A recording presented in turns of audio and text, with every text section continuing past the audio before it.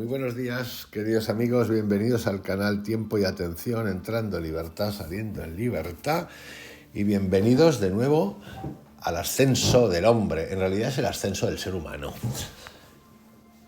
que viene de una obra de la que ya hice un primer capítulo titulado Como los ángeles, que seguro os sonará, y que tiene que ver con un autor fantástico que hizo una serie hace muchísimos años, muchísimos, depende de lo que entendamos por muchísimos, yo creo que es años 80 por ahí, en la BBC, que se llama Bronowski. Y es importante porque estos científicos que estudian las civilizaciones, que básicamente es agricultura, lo amanuense, lo artesano, el campo, el aire, el agua, lo espiritual, las relaciones, la comunidad, la ecología, eso es lo que es civilización y que nos afecta a todos. Hay personas que las leen de una manera tan hermosa, que no es ciencia, es más, es superior, es encontrarnos, reencontrarnos. Hoy en día las cosas han cambiado mucho con respecto a esos años, aunque lo que estudia es la antigüedad. Y por eso la cosa está hoy como más histérica, neurótica, dice nuestro amigo Eric Fromm, neurótica. Nos cuesta mucho, que todo rápido. Vamos a viajar de nuevo a este segundo capítulo fascinante, titulado La cosecha de las estaciones. La historia del hombre está dividida muy desigualmente. Por un lado se encuentra su evolución biológica, todas las etapas que nos separan de nuestros antepasados simios, asumiendo que venimos de los simios, ¿vale? Porque ya sabéis que hay teorías nuevas. Bueno, está escrito hasta en la Biblia, lo que pasa es que la gente entiende como entiende. No pasa nada, no nos vamos a poner nerviosos. Yo utilizo la paradoja.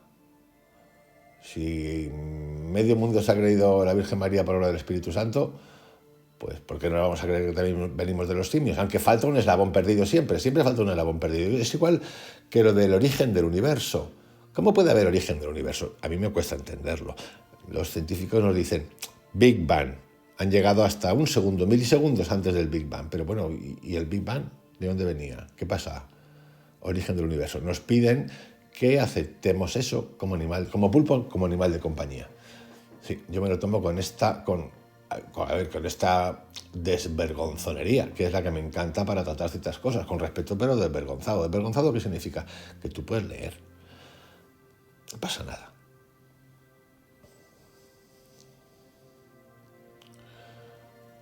Y por otro lado, está la historia de su cultura, la del ser humano, la del hombre. La gran marejada de la civilización que nos separa de las pocas tribus de cazadores del África que sobreviven o de los recolectores de alimentos en Australia. Y toda esa segunda laguna cultural está de hecho apiñada en unos pocos miles de años. Por eso cuando he dicho el estudio del hombre, ¿qué es el hombre, el ser humano? He dado esas pinceladas de las que nos va a hablar aquí Bronowski, pero mucho, además, mucho y bien.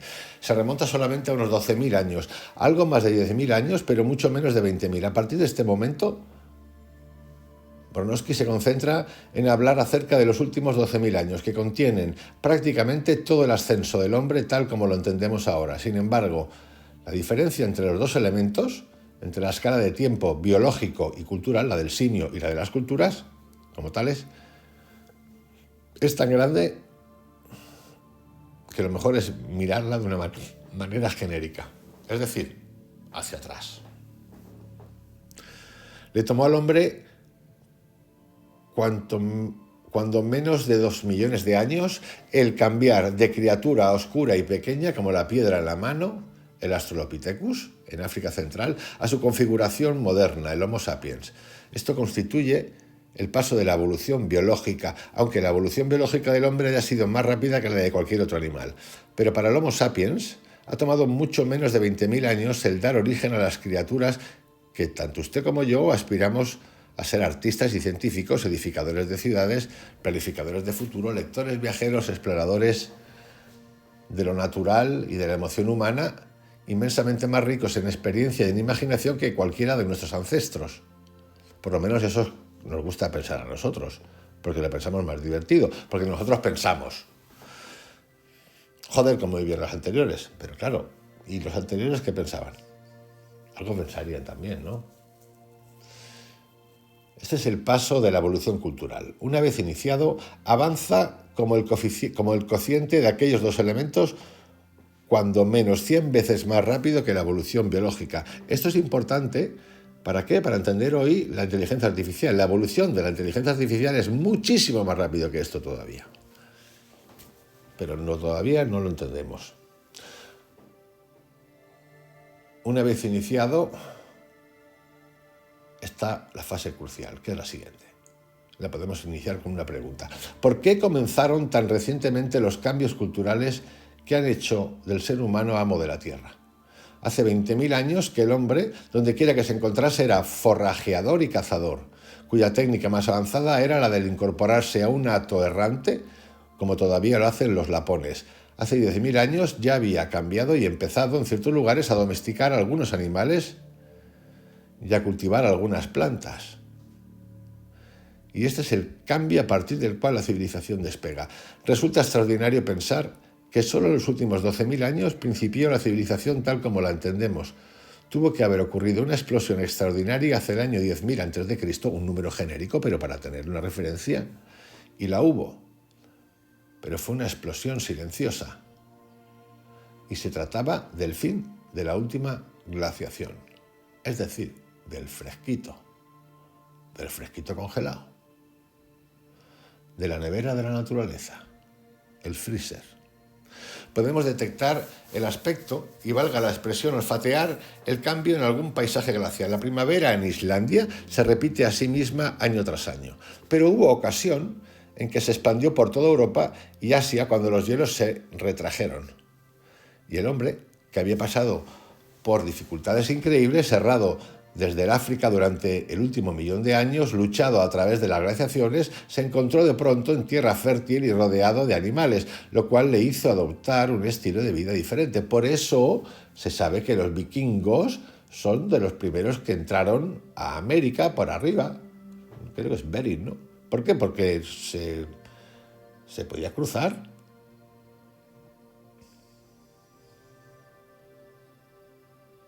Porque hacía menos fresquito. Esto es importante. La gente ya se movía entonces, pero muchísimo además. Por necesidad. Dicen que por aventura. No, por necesidad. La necesidad te puede llevar a la aventura. Sí. Pero no la aventura fantasiosa nuestra, la aventura de que si no, ¿cómo me muero? Que es una aventura distinta. Esto es llamado generalmente la revolución agrícola, pero yo creo que es algo más amplio. Es la revolución biológica. Hubo un entrelazamiento, una especie de salto entre el cultivo de plantas y la domesticación de animales. A través de ella se manifiesta la realización crucial de que el hombre domina su ambiente en el aspecto más importante, no físicamente, sino al nivel de los seres vivos, plantas y animales. Al tiempo aparece una revolución social igualmente poderosa, porque entonces se hizo posible, más que posible necesario, que el hombre se estableciera. Es decir, fijaros que esto es interesantísimo. Primero, el acceso a la comida longeva, es decir, puedo guardar. Segundo, asentamiento, me quedo, me instalo, tengo aquí y de aquí me muevo. Fijaros, vamos a dar un saltito hoy en día. Hoy en día, ¿la gente de qué habla? Las grandes corporaciones querían movilidad, nos tenemos que mover. ¿Por qué vas a vivir siempre en tu casa? Tendrías que moverte, ¿no? Sí, bueno, moverme, pero si me pagan bien, ¿no? Pero esto ya no importa. El acceso a la comida. Bueno, para nosotros, porque hay mucha gente, muchos miles de millones de personas que no tienen acceso a la comida como tenemos nosotros, en las casas, en los súper. Vamos, que muere de hambre. Por eso, a veces hay que plantearse estas cosas y preguntarnos. Yo lo hago constantemente. El mundo ha mejorado mucho. Hostia, sí, claro que mejora mucho. Para mí ha mejorado un huevo, pero una pasada. Para algunos de vosotros también. Bueno, un pasote. Pero bueno, vamos a ver cuántos todos, ¿no? ¿Cuántos somos en el mundo? ¿Hay menos pobreza de la que había? Pues no puede ser que diga. Hay gente que dice que sí. Pero ¿cuántos miles de millones de personas hay que viven en la indigencia? Que mal viven. Joder. Es que ser positivo a veces tiene un punto fraudulento. Porque es que hablamos nosotros, pero que somos los que hablamos nosotros, me refiero, habla Occidente, hablan los medios de comunicación de Occidente, las instituciones de Occidente, pero ¿vosotros imagináis que hablasen los otros? Claro, tampoco les dejan mucho hablar porque ni tienen medios, ni tienen educación, ni tienen formación, no tienen nada. Entonces el sistema absolutista, como el de la India, de castas, se los come, o el de la China, es igual. Entonces un poquito de lucidez. Al tiempo aparece una revolución social igualmente poderosa, porque entonces se hizo posible, más que posible necesario, que el hombre se estableciera. Y esta criatura, que había andado errante y emigrado durante 1 millón de años, habría de tomar una decisión crucial: dejar de ser nómada y convertirse en aldeano. Diréis, nómada y en aldeano, convertirse en aldeano, en aldea. Pero sí, ¿cuánta gente hay que es nómada hoy en día?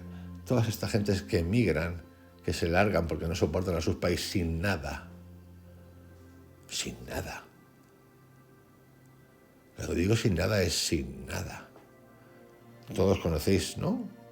No hace falta que cuente. América Latina, África, la India, Pakistán. Un sinfín, ¿no?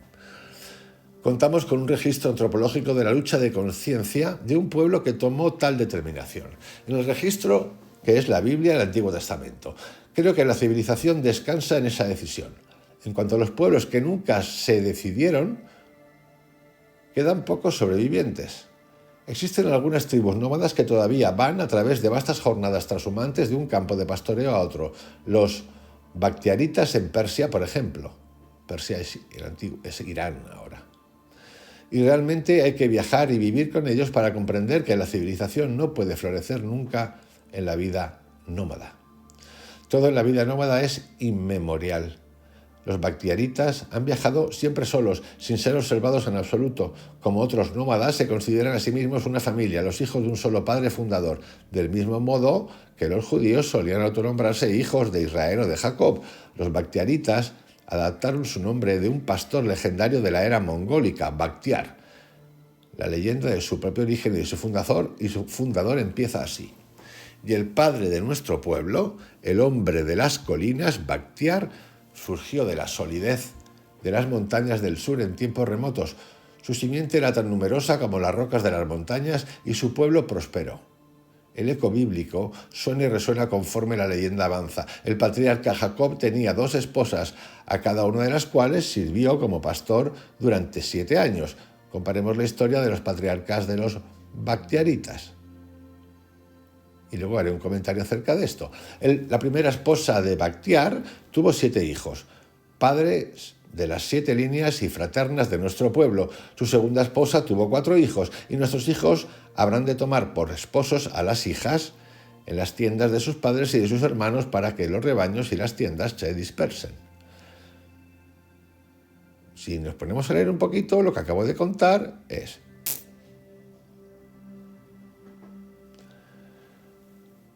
que el patriarca Jacob, que todo el mundo quiere mucho, tenía 2 esposas. 2 esposas. ¿De qué habla la Biblia? De 2 esposas. ¿Cuántos conocéis en vuestras religiones que tengan 2 esposas? Pocos, ¿no? Pero no pasa nada, es Jacob, ¿qué pasa? Pero tomar el tema de los Bakhtiar. Primera esposa, segunda esposa, y ahora dice: y nuestros hijos habrán de tomar por esposas a las hijas en las tiendas de sus padres. ¿De qué estamos hablando? Endogamia. Relaciones entre familiares. Esto está en la Biblia todo el tiempo, amigos. Por eso estamos un poco empanados. Leemos y no leemos, no sabemos lo que leemos. Seguimos.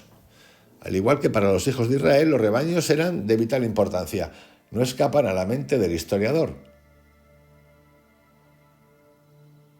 ni a la del consejero matrimonial, en ningún momento. Antes del año 10.000 a.C., los pueblos nómadas solían seguir las migraciones naturales de los hatos silvestres, pero las ovejas y las cabras no tienen migraciones naturales. Fueron domesticadas por primera vez hace cerca de 10.000 años. El perro es el único animal que las precedió.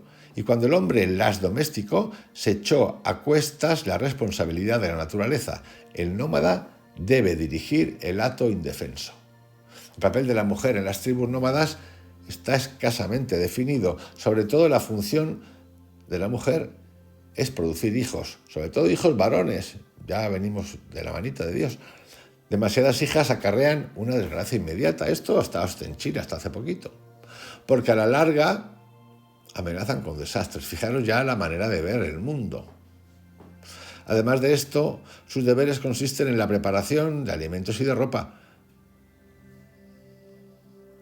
No es posible en la vida nómada el facturar cosas que no van a ser necesarias durante varias semanas. No podrían ser transportadas. Y de hecho, los bactiaritas ignoran cómo hacerlas. Si necesitan recipientes de metal, realizan trueques con pueblos sedentarios o con artesanos gitanos especializados en metales.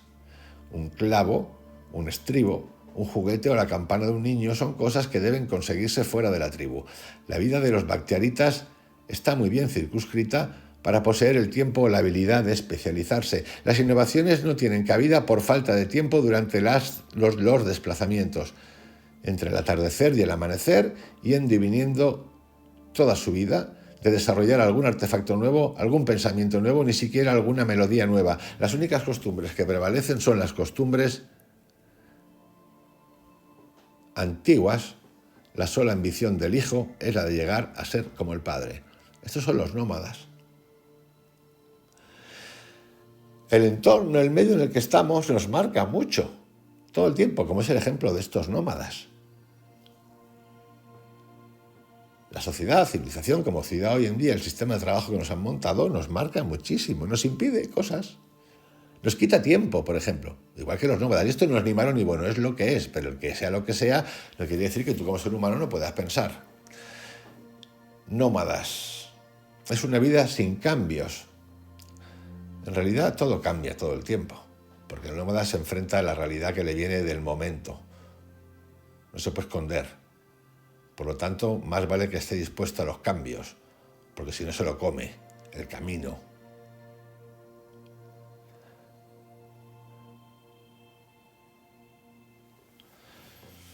Es importante, aunque Bronowski habla de una vida sin cambios, yo en realidad veo una vida con muchos cambios.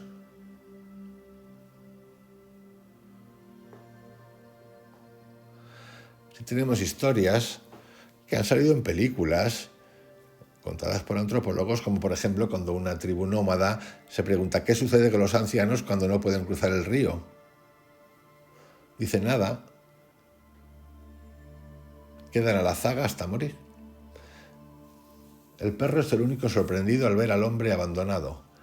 El hombre acepta la costumbre nómada, ha llegado al término de su jornada y ya no hay sitio para él.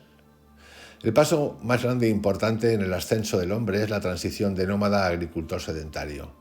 ¿Y qué lo hizo posible? Seguramente la voluntad del hombre, pero en conjunción con un acto secreto y extraño de la naturaleza. Con la expansión de una nueva vegetación a raíz de la última glaciación, apareció en el Medio Oriente un nuevo tipo de trigo híbrido. Esto ocurrió en muchos sitios. Un lugar típico es el antiguo oasis de Jericó. Jericó es anterior a la agricultura.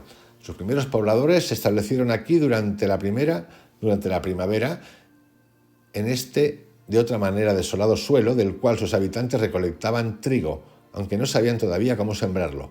Esto lo sabemos porque fabricaron herramientas para la cosecha silvestre, y eso, constituye un extraordinario acto de anticipación. Manufacturaban hoces de pedernal que aún se conservan. John Garstein las descubrió cuando realizaba excavaciones en este sitio por los años 30.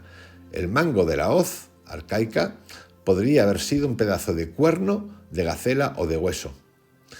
No ha perdurado. Arriba en las colinas o en sus laderas, el tipo de trigo silvestre que recolectaron los primeros habitantes de este lugar crecía salvaje, pero los pastizales que aún siguen aquí deben parecerse mucho al trigo hallado por ellos, el cual recogían por primera vez a mano llena y segaban con ese movimiento de sierra de la hoz que han seguido ejecutando sus descendientes en los 10.000 años subsecuentes. Esta fue la civilización natuciana preagrícola y evidentemente no podía durar.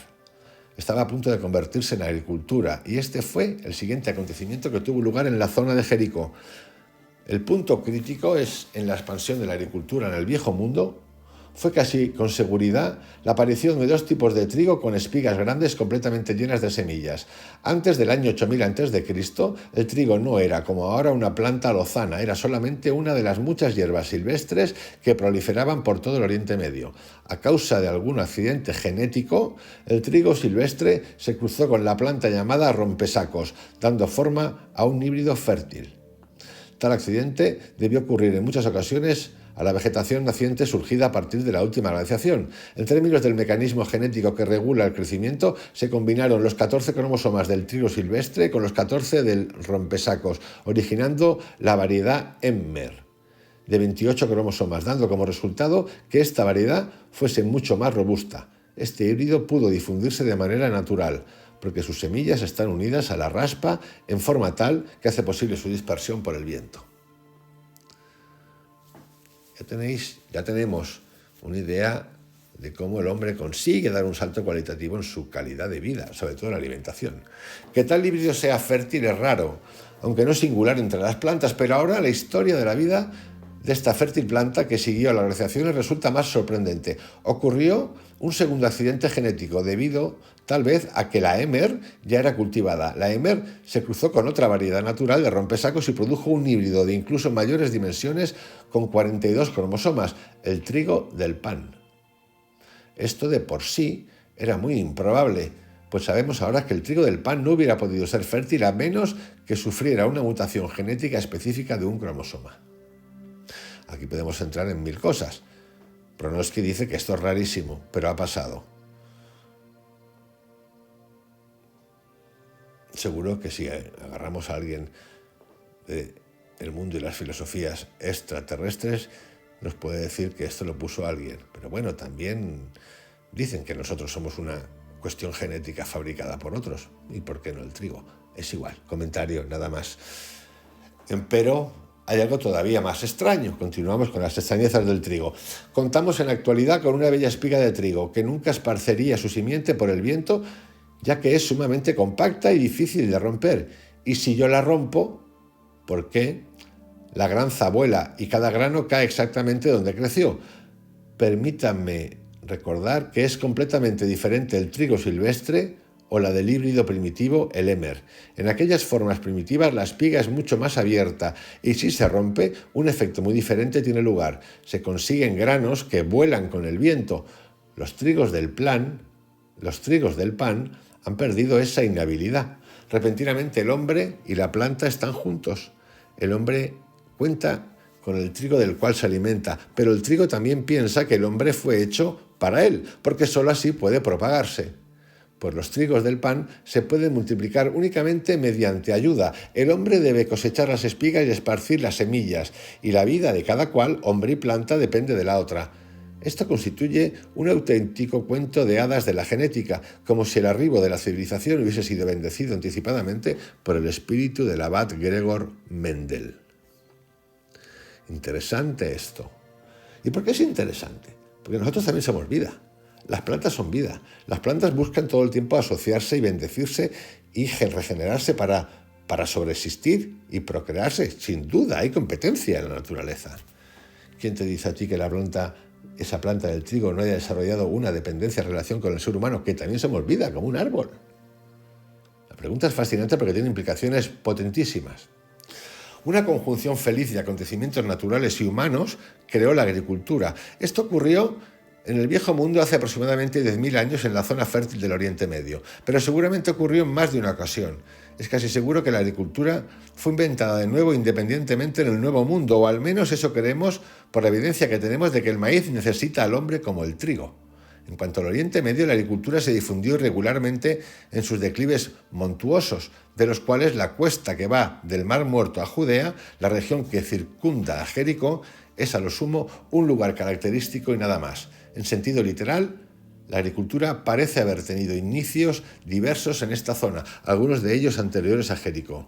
Sin embargo, Jericó posee varias características que la hacen históricamente única y la confieren un valor simbólico propio. A diferencia de otros pueblos que han sido olvidados, este es monumental, más antiguo que la Biblia. Capa histórica sobre capa histórica, una ciudad. La antigua ciudad de agua dulce de Jericó era un oasis al borde del desierto, cuyo manantial ha fluido desde los tiempos prehistóricos hasta la ciudad moderna que es en la actualidad. Allí brotaron conjuntamente el trigo y el agua, y desde ese punto de vista, aquí comenzó el hombre, la civilización. También a este sitio, procedentes del desierto, arribaron los beduinos con sus rostros oscuros y velados y contemplaron con desconfianza un nuevo estilo de vida. Es por eso que Josué trajo aquí a las tribus de Israel en su peregrinar hacia la tierra prometida, pues el trigo y el agua son forjadores de civilización. Son promesa de tierra abundante en leche y miel. El trigo y el agua convirtieron aquella desolada colina en la ciudad más antigua del mundo. La Biblia es una historia peculiar, parcialmente folclórica y parcialmente veraz. La historia, naturalmente, la escriben los vencedores y los israelitas, cuando irrumpieron a través de este lugar, se convirtieron en portadores de la historia. La Biblia es su historia, la historia de un pueblo que tuvo que dejar de ser nómada y pastoral para convertirse en una tribu agrícola.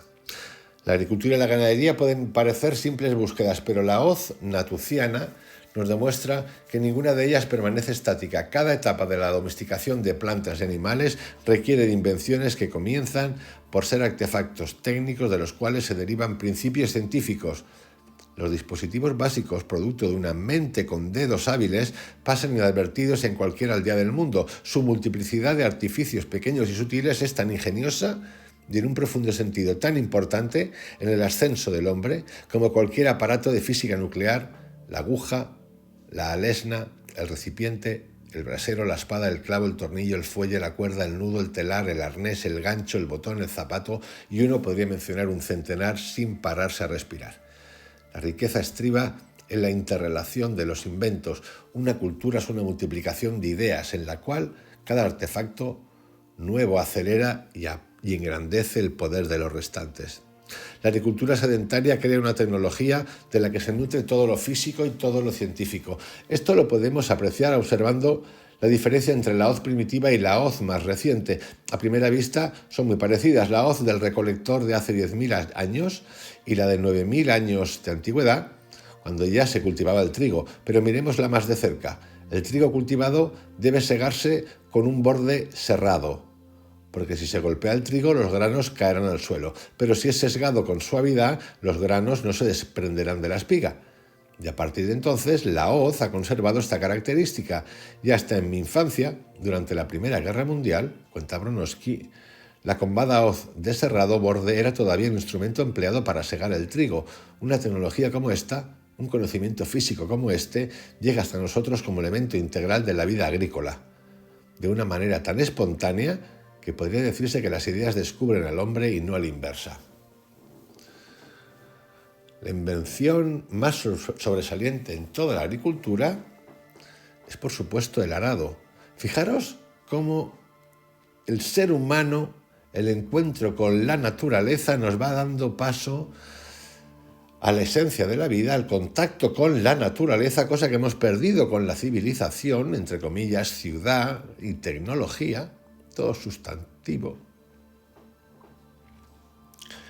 casi sin utilizar las manos para nada. Pérdida de sensibilidad para mí. La invención más sobresaliente en toda la agricultura es, por supuesto, el arado. En este viaje que estamos haciendo con Jacobo va a aparecer el arado, ha aparecido el perro ya, el arado, la hoz, la genética del trigo, mágica. Luego vendrá el caballo también, la rueda.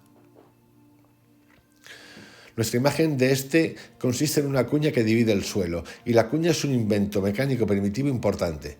Pero el arado es algo mucho más trascendente, es una palanca que levanta el suelo y se encuentra entre las primeras aplicaciones del principio de la palanca. Cuando mucho tiempo después Arquímedes explicaba a los griegos la teoría de la palanca, afirmaba que con un punto de apoyo para la palanca él podría mover la tierra, pero miles de años antes Los agricultores de Oriente Medio solían afirmar: dadme una palanca y alimentaré la tierra. Y ha hecho notar que la agricultura fue inventada cuando menos en otra ocasión, mucho tiempo después en América, pero el arado y la rueda no lo fueron, porque ambos dependen del animal de tiro. El siguiente paso a partir de la agricultura rudimentaria en el Oriente Medio fue la domesticación de animales de tiro. He dicho caballos, pero también bueyes. La ausencia de este adelanto biológico mantuvo al Nuevo Mundo confinado al nivel de la estaca para cavar y el morral, y ni siquiera acertó con la rueda del alfarero. La primera rueda encontrada se remonta a algo más de 3.000 años antes de Cristo, en lo que actualmente corresponde a la Rusia meridional. Estos primeros hallazgos corresponden a sólidas ruedas de madera unidas a una especie de balsa o trineo de carga de mayor antigüedad, convertido por tanto en carro. Desde este momento la rueda y el eje se constituyen en la raíz doble a partir de la cual crece la inventiva. Es convertida, por ejemplo, en instrumento para moler el trigo, utilizando para ello las fuerzas de la naturaleza. La fuerza animal primero, las fuerzas del viento después y las fuerzas del agua después. Animal, viento y agua.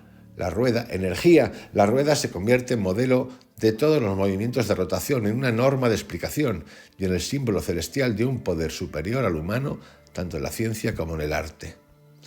El sol es una carroza y el cielo mismo es una rueda desde el tiempo en que los babilonios y los griegos plasmaron los movimientos de los astros en mapas celestes. El movimiento natural en la ciencia moderna, o sea, el movimiento libre, va en línea recta, pero para la ciencia griega, la forma de movimiento que parecía natural, es decir, inherente a la naturaleza y de hecho perfecta, era el movimiento circular. Fijaros que el impacto que tiene esto en la física cuántica, en la visión del mundo es circular, en nuestra visión del tiempo, lineal.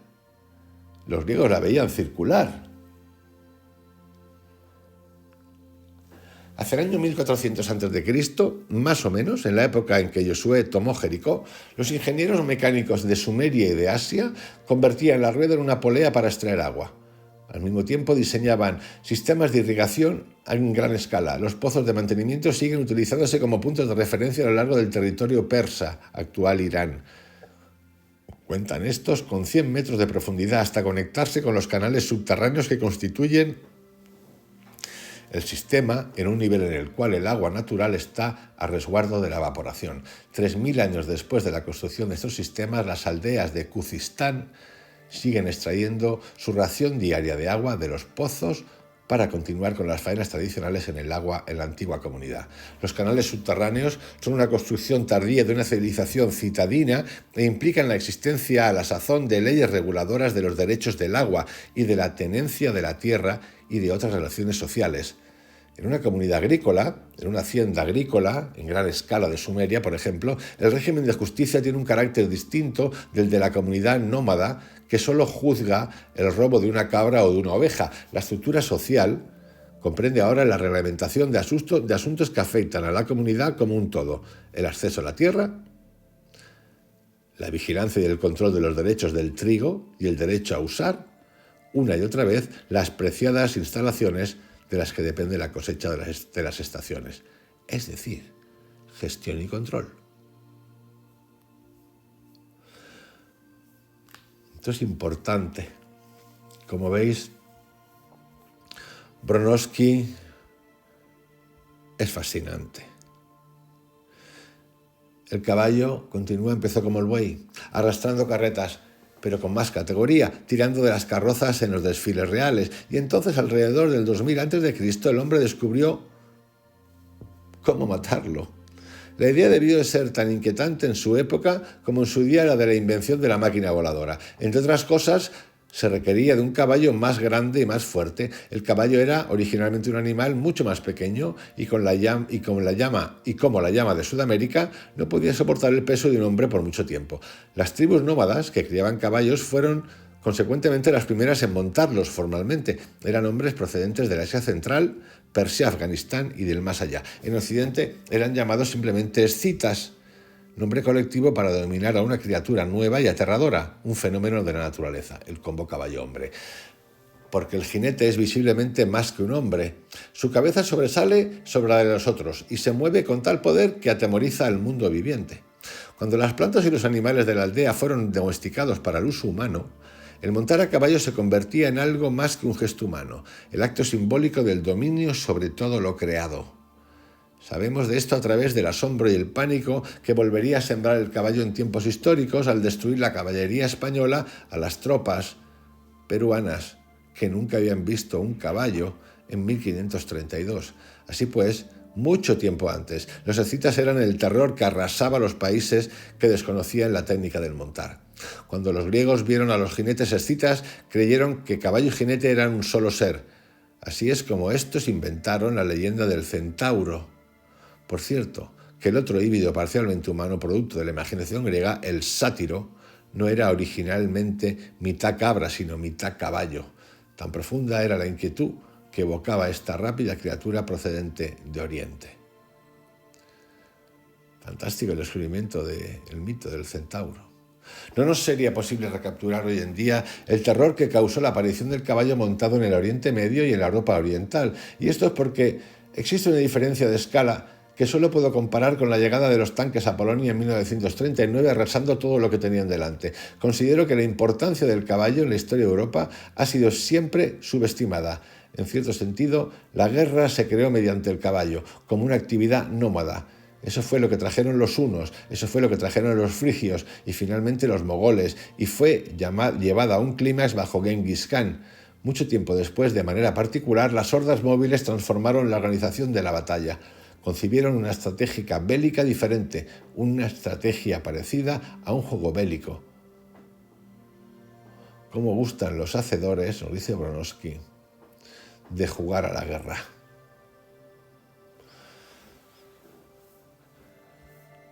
Sin fines y sin fines de detalles que todos conocemos y que todos sabemos, pero que se nos han olvidado, y que gracias a este autor, Bronowski, también se ha olvidado y lo han aparcado, porque ya vivimos más en lo inmediato. Vamos, en una psicoterapia TikTok de Instagram de 2 minutos. Básicamente, un analfabetismo natural. Y hasta aquí llegamos, queridos amigos, con un capitulazo nuevo. El ascenso del hombre cosecha estaciones, herramientas. El próximo tiene que ver con algo que os interesa mucho. A mí me interesa mucho la piedra. El arte de la piedra. Aquí va a entrar un simbolismo. En la agricultura hay muchísimo simbolismo, muchísimo. Un abrazo grande. Cuidaros mucho. Hasta mañana.